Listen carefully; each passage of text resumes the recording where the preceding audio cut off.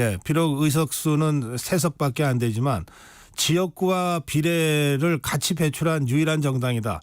개혁신당이 그렇게 그동안 강조해 오지 않았습니까? 저 천하람 의원님, 네. 조금 전에 이준석 의원과도 함께 있다고 그러셨는데 네네. 요즘 어디 가면 1+1 하는데 예. 잠깐 이준석 의원 좀 바꿔주실 수 있어요? 안녕하십니까, 박사님. 네, 안녕하세요. 네. 네. 예, 지금 이렇게 갑자기 인터뷰를 하게 됐는데 고맙습니다.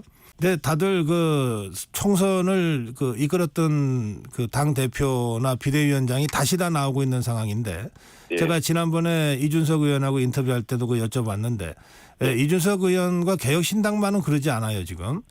사실은 조국혁신당도 조국 대표가 다시 당대표에 지금 나온다는 것 아닙니까? 예. 왜 그런 결정을 하셨어요?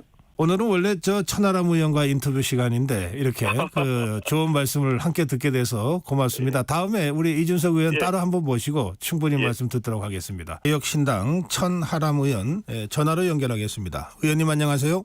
네, 안녕하세요. 개혁신당의 천하람입니다. 네, 오늘이 최상병 순직 1주기가 되는 날이군요. 네.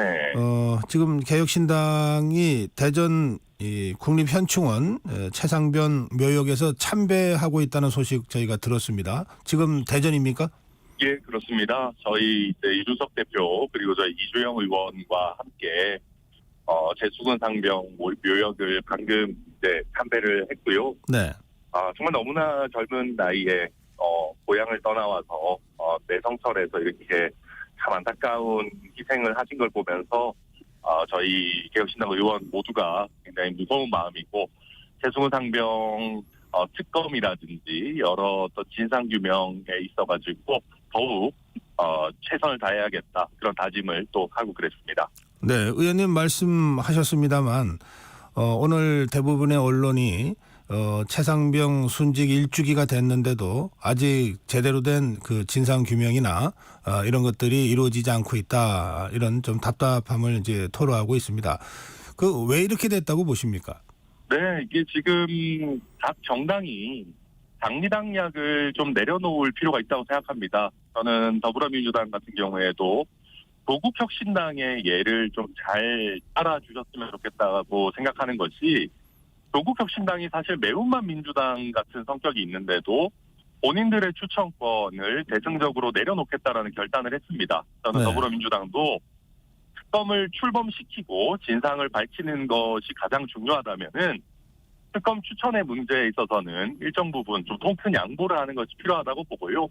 다만 동시에 지금 국민의힘에서도 굉장히 유력하다고 여겨지는 한동훈 후보가 제3자 추천 형태의 특검법은 추진하겠다라고 이야기한 상태입니다. 그런데 이것을 본인의 당선을 조건부로 할 것이 아니고요. 지금 최상병 특검을 무슨 조건 걸고 할 건 아니지 않습니까? 지금이라도 본인을 따른다고 하는 소위 친한계 의원들로 하여금 좀 빠르게 제3자 특검에 추진을 할 수 있도록 하는 것이 필요합니다. 그런 식으로 해서 서로 좀 당기당량을 내려놓고 조건 걸고 이런 모습을 내려놓는다면은 저희가 보다 원만하게 최수근 상병의 어떤 진상 규명을 하는 것이 가능할 거다 생각합니다. 네, 지금 국민의힘과 더불어민주당 간에 모든 사안마다 지금 양보 없는 대결과 충돌이 벌어지고 있는데 우리나라에 국민의힘과 더불어민주당만 있는 거 아니잖아요. 그럼요. 예, 지금 천하람 의원 말씀하신 대로 다른 여러 정당들이 있는데. 이게 이른바 좀 중재적인 역할이나 캐스팅 보트나 이런 걸 할 여지가 거의 없어 보이거든요. 그 점은 어떻게 보십니까? 사실 저희 노력하고 있습니다. 네. 저도 제 나름대로 천하람 중재안이라고 하는 것을 내서 지금 특검 추천에 있어서 정치적인 영향을 최대한 배제하는 제3자 특검의 일종을 제안을 이미 해놓은 바가 있고요. 여야 의원들 또 설득하면서 이런 형태로 어떻게든 일이 되도록 하자. 계속 네, 저희가 대전에 네. 조금 외곽 지역이라서 그렇군요. 예, 말씀 계속하시죠. 그래서 말씀드렸던 것처럼 저희가 중재안을 통과시키기 위한 노력은 나름대로 하고 있습니다만은 네. 말씀 주신 것처럼 지금 국회의 의석 배분 상황이라는 것이 다소 이제 더불어민주당이 굉장히 편중된 상황이기 때문에 그런 노력이 일정 부분 결국은 더불어민주당에 좀 결단이 필요한 상황들이 사실 많이 있는 것 같습니다. 네. 사실 그 문제 관련해서는 이제 국회 운영이 교섭단체 간의 협의로 이루어지고 있는 그 어떤 원칙과 관행이 있어서 그런데 교섭단체가 되지 못하는 다른 정당들 또는 무소속 의원들은 거의 발언권이 없는 게 현실이거든요. 이 문제를 좀 개선해야 된다는 문제의식들은 많은데 이 개혁신당 입장 어떻습니까? 네, 저희도 교섭단체 요건을 지금 20석에서 좀 대폭 완화하는 것이 필요하다고 봅니다. 그러나 이제 타정당과의 공동교섭단체를 이루는 면에 있어가지고는 저희가 뭐 가능성을 배제하는 것은 아니지만 굉장히 좀 신중하고 특히 어느 범위에서 어떻게 협력할 것인지를 명확하게 좀 산정하면서 가야 된다라고 생각합니다. 저희는 뭐 서두를 생각은 없고 네. 특히 저희 개혁신당은 뭐 의석이 많지는 않지만 그게 국민들께서 저에게 주신 의석인데 최선을 다해서 해야죠. 의석수 적다고 해서 징징거리고 있을 생각은 없습니다. 저희한테 주어진 역할을 최선을 다할 생각입니다. 네, 비록 의석수는 3석밖에 안 되지만 지역구와 비례를 같이 배출한 유일한 정당이다. 개혁신당이 그렇게 그동안 강조해 오지 않았습니까? 네, 그렇습니다. 저희는 꼼수 쓰지 않고 지역구와 비례대표에서 모두 정정당당하게 국민의 선택을 받은 유일한 정당이기 때문에 실제 의석수보다는 훨씬 더 저희가 국민들께 많은 설득력을 지닐 것이다 기대하고 있습니다. 네, 저 천하람 의원님 네. 조금 전에 이준석 의원과도 함께 있다고 그러셨는데 네네. 요즘 어디 가면 1+1 하는데 예. 잠깐 이준석 의원 좀 바꿔주실 수 있어요? 아유, 있죠. 요즘 제가 국민의힘 전당대회 보면은 예. 이준석 그 대표가 양반이었다 이런 얘기들을 국민의힘 의원들 많이 하시거든요. 아하, 그래요. 저도 보면서 한동훈 후보를 보면 참 이준석 대표가 양반이었구나. 거기는 토론을 하면서 공격을 해도 논리로 공격하지 이렇게 말싸움하듯이 하지 않았었는데 예. 그래서 전당대회를 성공적으로 치러낸 또 선배 출신이기 때문에 국민의힘 네. 전당대회와 관련해서 이준석 대표 할 말이 많지 않을까 싶습니다. 네, 안 그래도 그 점을 좀 질문 좀 드리고 싶어서요. 예, 제가 지금 바꿔드리겠습니다. 네, 고맙습니다. 안녕하십니까, 박사님. 네, 안녕하세요. 예, 지금 이렇게 갑자기 인터뷰를 하게 됐는데 고맙습니다. 네, 아닙니다. 마침 같이 있었네요. 네, 이제 국민의힘 전당대회를 국민의힘 당 대표를 지낸 입장에서 보시면 또 여러 가지 소회가 남다르실 것 같은데 어떠십니까? 저는 국민의힘의 지금 전당대회도 그렇고 총선 이후에 이런 마무리 과정, 오늘이 공교롭게도 총선 100일째 되는 날입니다. 네. 그런데 그 위기의 상시화가 되고 있는 것이 아닌가 이런 생각을 하거든요. 네. 그래가지고 사실 이번 전당대회를 통해가지고 새로운 모습을 보이길 많은 국민들이 기대했을 것 같은데 갈수록 점입가경이다 이렇게 얘기할 수밖에 없을 것 같습니다. 특히 한동훈 후보가 최근에 나경원 후보에 대해서 이런 좀 거대한 폭로를 한 것은 앞으로 앙금이 많이 남을 그런 사안인 것 같습니다. 네. 말씀하신 그 대목이요. 패스트 트랙을 당시 자유한국당이 저지하기 위해서 이렇게 투쟁을 하다가 이제 다 27명인가가 기소되지 않았습니까? 예. 그 당시에는 이준석 의원도 의원은 아니셨지만 국민의힘에서 활동을 하셨어요. 네. 근데 이 문제를 한동훈 후보가 폭로를 한 건데 그거 어떻게 보십니까? 저는 바른미래당에 있긴 했는데요. 어쨌든 그 현장을 지켜본 사람 입장에서 네. 한동훈 위원장이 너무 법적인 잣대로 많은 걸 보는 것이 아닌가. 지금 같이 일하는 당내 동료들인데 혹시 동료들을 범죄자와 비범죄자로 구분해서 보고 있는 것이 아닌가 이런 생각이고 네. 저는 법에 있는 대로 집행하는 것이 본인의 어떤 소임이고 검사들의 소임이라고 하는 것은 틀린 말은 아니겠으나 국회 선진화법이라는 법에서 파생된 패스트트랙 분쟁이라고 하는 것은 이건 굉장히 정치적인 사안입니다. 네. 그렇기 때문에 그 당시에 나경원 원내대표가 그 당을 원내 지휘를 하면서 그런 결사항전을 하게 된 것도 나경원 대표 본인만의 생각은 아니었거든요. 그 당시에 자유한국당 당원들과 또 그리고 다른 지도부 인사들의 합의에 따라서 그렇게 진행된 것이라고 봤는데 그것을 너무 가볍게 판단하고 나경원 대표가 개인적인 어떤 문제를 해결하기 위해 자신에게 사적인 청탁한 것처럼 한 거는 저는 좀 그렇게 받아들인 것 자체가 의아하다 이런 생각입니다. 알겠습니다. 네. 네, 이 다른 당에 대한 말씀을 자꾸 여쭈게 돼서 죄송한데, 예. 이 국민의힘 전대만 말씀하시면 또 좀 뭐 그럴 수 있습니다. 지금 더불어민주당도 전대가 시작됐으니까 예. 어제 토론도 있었는데 일극 체제 가지고 이재명 전 대표하고 김동완 후보가 아주 그 맹렬하게 그 논쟁을 하더라고요. 어떻게 보고 계십니까? 저는 오히려 민주당의 이번에 전당대회 같은 경우에는 애초에 구도 자체가 국민의힘보다 더 민주적이고 승인 요소가 적은 그런 상황이었는데 공교롭게도 국민의힘 쪽에서 워낙 격렬하게 이렇게 붙다 보니까 상대적으로 우선 토론의 형식은 굉장히 젠틀하게 이루어지는 것처럼 보였습니다. 하지만 뭐 아무리 봐도 결국에는 김두관 후보 입장에서는 이재명 체제라는 것의 한계성을 계속 지적할 수밖에 없을 텐데 저는 그것이 그렇게 크게 당원들에게 들릴 것 같지는 않은 상황인 것 같아서 흥미는 좀 떨어집니다. 네. 근데 다들 그 총선을 그 이끌었던 그 당 대표나 비대위원장이 다시 다 나오고 있는 상황인데 예. 제가 지난번에 이준석 의원하고 인터뷰할 때도 그 여쭤봤는데 이준석 의원과 개혁신당만은 그러지 않아요 지금. 사실은 조국 혁신당도 조국 대표가 다시 당 대표에 지금 나온다는 것 아닙니까? 예. 왜 그런 결정을 하셨어요? 사실 저는 제가 이번에 개혁신당의 당대표를 내려놓고 결국에는 다른 당대표가 이제 기회를 얻을 수 있도록 했던 이유가 사실 저희 당은 확장을 꾸준히 해야 되는 부분도 있지만은 첫째로는 리더십이라는 것이 계속 교체되면서 장점들을 흡수해가면서 당이 발전해 나가야 되는 것인데 네.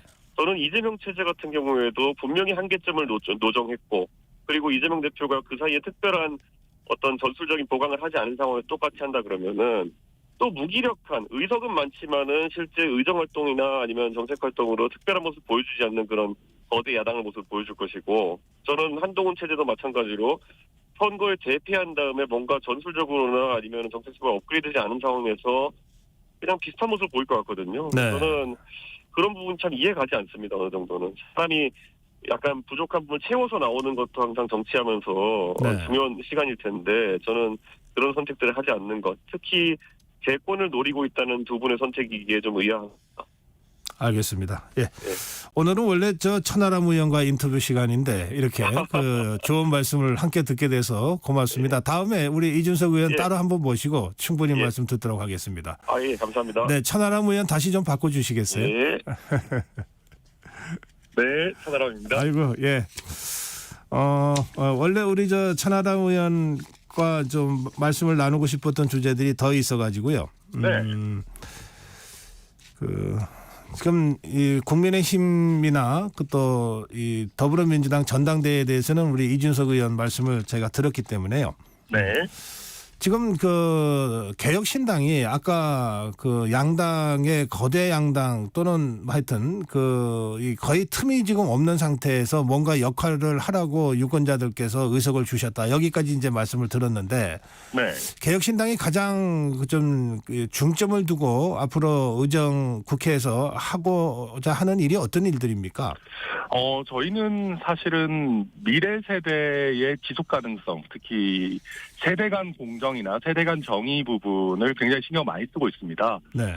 저는 요즘 정치를 보면 대한민국이라는 나라가 앞으로도 지속 가능할지 정말 고령화와 저출산 국면에서 미래 세대가 더 지금보다 잘 살 수 있을지에 대한 고민 없이 지금 있는 대한민국의 자산을 그냥 털어먹고 끝내자라는 식의 무책임한 정치 행태들을 많이 봅니다. 저희 개혁신당은 그런 면에서 대한민국이 지속적으로 발전해 나갈 수 있는 지속 가능성을 담보하고 특히 국민연금이나 여러 가지 제도적인 면에서 기성세대의 잘못이나 어떤 과소비가 미래 세대에게 책임 전가로 일어나지 않도록 특히 미래 세대를 많이 대변하는 정치를 하려고 하고 그래서 대한민국의 미래를 생각하는 집단이 개혁신당이구나라는 생각을 우리 또 어머니 아버지 세대에서도 하실 수 있도록 그렇게 하겠습니다. 예.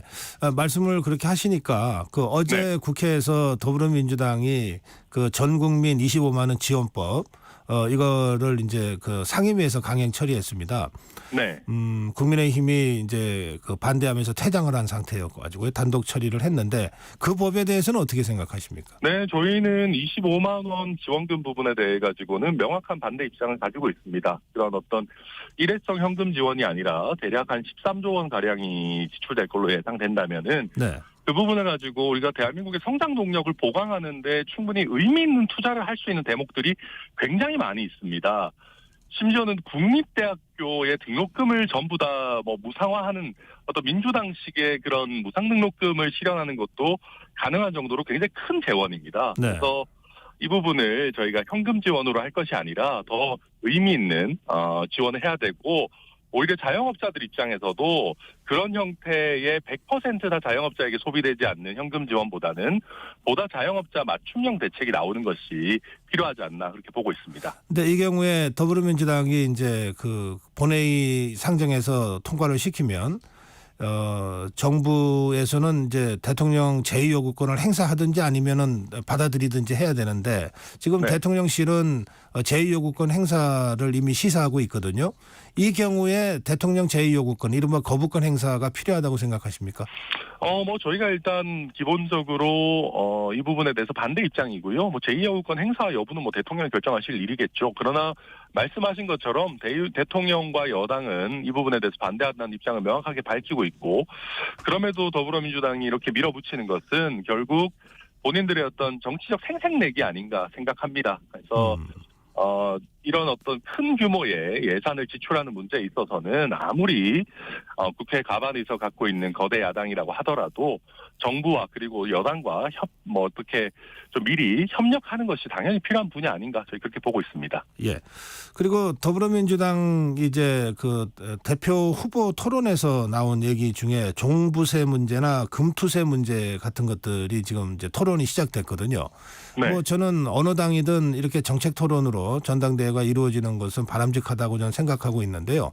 이 종부세나 금투세 또 유예 또는 완화 문제에 대해서는 천하람 의원 어떤 입장이십니까? 네, 저희도 이런 논의가 정치권에서 활발하게 벌어지는 것은 환영할 만한 일이라고 생각합니다. 다만 종부세 같은 문제에 있어가지고 특히 지금 우리가 재정 적자가 굉장히 심각해지고 있는 상황에서 섣부르게 가벼이 결정할 일은 아니다라고 생각이 되고요. 특히 네. 종부세가 거의 지금 지방교부세 굉장히 중요한 재원으로 사용되고 있기 때문에 그렇죠. 이 부분을 어떻게 보완할 것인가에 대한 굉장히 중요한 논의들이 있어야 된다라고 생각합니다. 그리고 지금 이제 저는 뭐 더불어민주당에서도 여러 논의 펼쳐지는 것은 반가운 일이지만 그것이 뭔가 이재명 대표의 대권 가도로 가기 위한 뭔가 정치적인 우클릭 정도로 소비되어서는 안 될 것이다. 개별 제도에 대한 굉장히 면밀한 검토가 필요하고 저희 개혁신당이 그런 역할을 할 생각입니다. 네. 종부세에 대한 입장은 말씀하셨는데 금투세는 어떤 형태로든 조치가 취해지지 않으면은 바로 내년부터 집행이 되거든요. 그리고 이것은 많은 이 소액 투자자들이 직접적으로 관심 갖고 있는 문제인데 이 문제에 대해서 말씀 한 번만 더 듣고 싶습니다. 네. 금투세 부분도 저희 적극적으로 지금 살펴보고 있고요. 특히 저희 개혁신당의 이기인 수석 최고위원을 비롯한 많은 분들께서 지금 대한민국 증시의 밸류업이 필요한 상황에서 금투세에 대해서 굉장히 좀 걱정 어린 시선들을 가지고 있는 것이 사실입니다. 그래서 저희 개혁신당도 이 부분 조속하게 정리해서 의견 내도록 그렇게 하겠습니다. 알겠습니다. 지금 국회가 또 하나 큰 이제 숙제를 안고 있는 게 그 방송사법이고요. 그리고 방통위 그 이진숙 후보자 청문이거든요. 네. 우원식 국회의장이 여권과 야권에게 좀 한 발씩 좀 양보해라. 여권에게는 공영방송 이사진 선임을 보류하는 게 어떠냐. 야당에게는 방송사법 강행 처리를 좀 중단하라. 이런 제안을 했는데 개혁신당 어떤 입장이신가요? 네, 저희도 우원식 의장의 이런 제안, 중재 노력은 의미 있다라고 평가합니다. 예. 여야가 의장님의 이런 말씀을 잘 수용하면 얼마나 좋을까라고 생각을 하는데 굉장히 슬프게도 여야가 그걸 이렇게 좀 제대로 수용할 생각들이 잘 없어 보입니다. 네. 그래서 지금 보면 일단 이진숙 후보자 같은 경우에 굉장히 문제가 많은 후보입니다. 지금 기존 방통위원장도 방송 분야에 있어서 부적절했다라고 해서 많은 지적이 나오고 있는 상황에서 조금 더 무난한 방송 전문가로 인선을 할 수도 있었을 텐데 굉장히 이념적이고 편향성이 두드러지는 인사를 내세우다 보니까 야당 입장에서 또 강하게 반발할 수밖에 없는 그런 구조거든요. 그래서 저는 윤석열 정부에서 싸울 때와 야당과 협치할 때를 전혀 구분을 못하고 있는 점이 일단 가장 아쉽고요. 그런 상황이기 때문에 더더욱 정부와 야당 모두 조금씩 물러나서 의장의 중재안처럼 조금 원점에서 다시 한번 생각해보는 그런 기회들이 가지는 것이 꼭 필요하다고 생각됩니다. 예, 오늘 천하람 의원과의 인터뷰 여기서 마무리해야 되겠습니다. 의원님 말씀 고맙습니다. 네, 감사합니다. 네. 저희가 개혁신당 천하람 의원과 인터뷰를 하는 중에 이 전화 연결이 좀 여의치가 않았습니다. 그 현장, 그 대전 국립현충원에 이 참배하는 그 상황에서의 인터뷰였기 때문에 그랬다는 점 제가 양해 말씀드리고요. 또 그 인터뷰 중에 이준석 의원이 함께 있어서 또 함께 같이 인터뷰를 응해 주셔서 다시 한번 감사하다는 말씀도 드립니다. 네, 개혁신당 천하람 의원이었습니다.